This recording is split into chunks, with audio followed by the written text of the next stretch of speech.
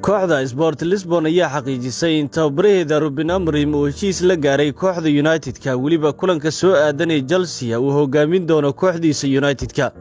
Tababaraha reer Portugal Ruben Amorim ayaa noqon doona tababaraha xiga ee Manchester United kadib markii shaqada laga ceyriyay tababarihii reer Holland Erik ten Hag, iyadoo kooxdiisa Sport Lisbon ay xaqiijisay in kooxda ka dhisan Premier League ee United-ka ay diyaar u tahay inay bixiso 10 milyan oo euro oo lagu burburin karo qandaraaska tababaraha reer Portugal Ruben Amorim. Wadahadallada u dhaxeeya United-ka iyo Sport Lisbon ayaa si dardar leh ku socda saacadihii la soo dhaafay. Waxaa laga yaabaa in tababaraha reer Portugal haatan loo magacaabo inuu hogaamiyo kooxda kulanka Axadda ee Premier League ay wajahayaan Chelsea. Tababaraha Ruben Amorim ayaa doonaya shaqadan waxaana uu ogolaaday inuu noqdo tababaraha xiga ee kooxda United-ka kadib markii Old Trafford 39 jirkan liiska ugu sarreeya ee beddelka Erik ten Hag laga dhigay. United-ka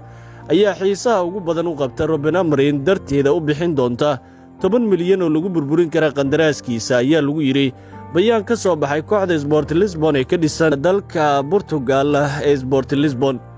Tababarahan reer Portugal ayaa la filayaa in kulankiisii ugu dambeeyay uu maamulo kooxdiisa Sport Lisbon ee haatan oo caawa ciyaaraysa, halka Ruud van Nistelrooy oo tababaraha ku-meel gaarka ee xilligan United-ka uu kaliya maamulayo kulanka Carabao Cup-ka United-ka la ciyaarayaan dhigooda Leicester City si ku-meel gaarana uu sii joogi doono jagada tababarnimo.